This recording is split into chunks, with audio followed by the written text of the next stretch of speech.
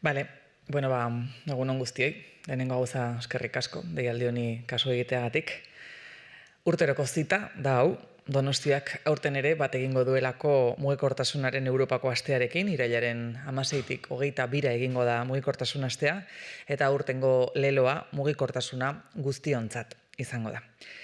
Bueno, como ya sabéis, este lema nos invita a mirar a la ciudad con otros ojos, con otra mirada. Donostia es diversa, tenemos barrios en llano, barrios en altura, una población que envejece, jóvenes que apuestan por nuevas formas de moverse y colectivos que nos reclaman una ciudad más accesible y más amable.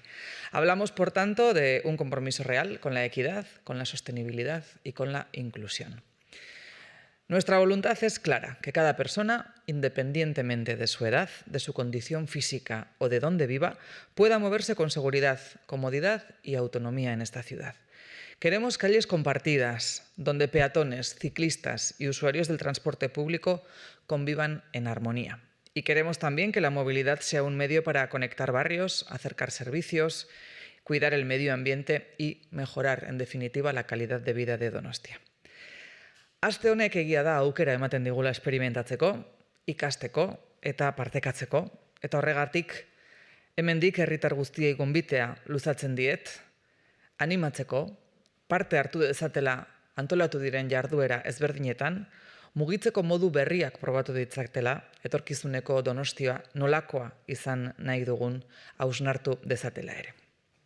El programa es amplio, muy variado, y quiero subrayar la colaboración de instituciones como Cristina Enea Fundazioa, de Bus, de Bici, Donostia Kirola, Euskal Herriko Unibertsitatea, San Telmo Museoa, el Gobierno Vasco, y también la colaboración de asociaciones ciudadanas como Donostia Roller, Bizikletaz Adinik Ez, Once, Saretuz, Kalapié, Bizi Bidaia, Txita o Mugarik Gabe. Tenemos actividades para todas las edades y, si os parece, Ashkar, vamos a hacer repaso de lo que recoge el programa. Mugikortasun astea irailaren 16an asteartean hasiko da, de Busen autobus elektriko eta klasikoen erakusketa bat izango dugu ikusgai, flota elektrifikatzeko bide berdea estrategiaren barruan.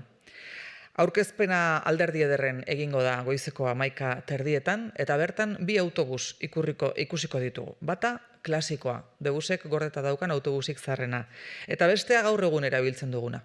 Eta orduan ikusiko dugu udal flotaren eraldaketa nolakoa izan den, eta zenbat egin dugun aurrera mugikortasun garbiago baterantz eta guztiontzat mugikortasuna den baterantz. Egun hortan bertan, goizean Euskal Herriko Unibertsitateko Barriola eraikinean, free fashion azoka txiki egingo da, mugikortasun jasangarriari lotutako arropa eta osagarriak trukatzeko gunea izango da hau. Eta goizean zehar gainera, gune hartan bertan, bizikletak konpontzeko tailer bat ere eskainiko da, eraikineko arkupeetan.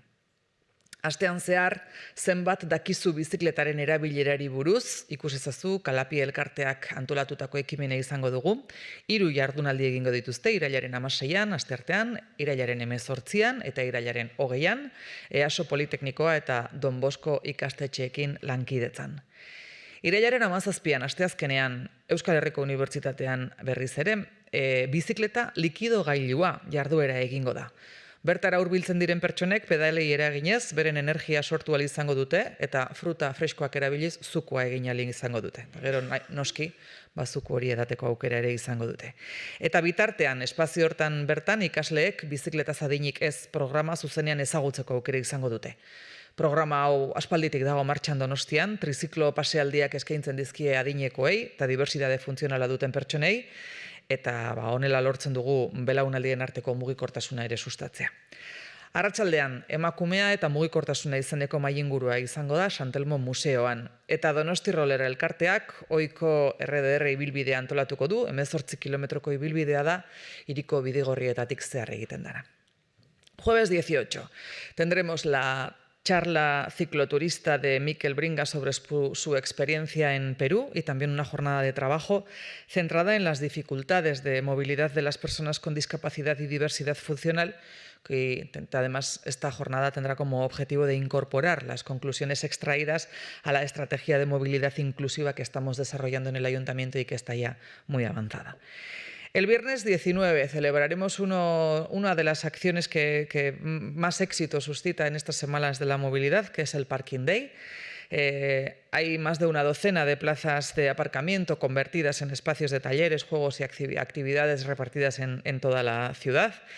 Y ya el fin de semana, el sábado día 20, tendremos la exposición de cargo bikes en Alderdieder organizadas por Chita. El domingo día 21 volveremos a celebrar el Bizikletaz Adinik Ez. Y el lunes 22, ya para cerrar la semana, tendremos nuevos talleres, actividades de sensibilización y un recorrido en patines pensado para principiantes. Tendremos también la jornada de Anda con 100 ojos, organizada por el Gobierno vasco, y esta es una jornada para entender y para incluir a las personas, aparte de la jornada de Anda con 100 ojos, la jornada Entender para Incluir, organizada por la ONCE, que ofrecerán talleres para que tratemos de entender la realidad de las personas con discapacidad visual. Además, este año habrá actividades online para el colectivo más joven, para la comunidad universitaria, con rutas activas, concursos de fotografía y diferentes sorteos.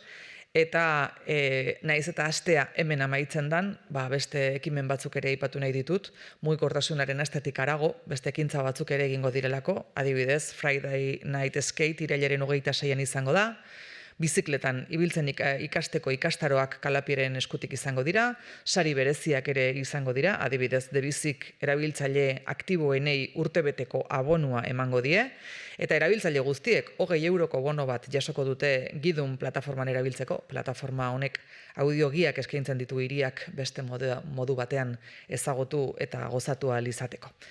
Bueno, pues en definitiva tenemos por delante una semana llena de oportunidades para reflexionar, disfrutar y transformar nuestra forma de movernos con el objetivo de construir una Donosti más accesible, más saludable y más equitativa, que es unas soluciones que al final están en manos de todos y todas. Hauxe ni kontatzeko neukena, eta hemendik aurrera zuen galdera erantzuneko prest. Galdere nik erantzunak nik emango ditut.